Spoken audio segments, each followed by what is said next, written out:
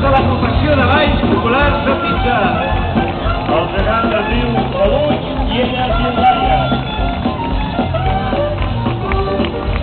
Fort aplaudiment per aquest gegant. Aquest gegant forma part del seguici popular de la festa major de Sitges. A part de les sortides que puguin fer, també surten el 23 o 24 d'agost i el dissabte i festa de Sant Bartomeu.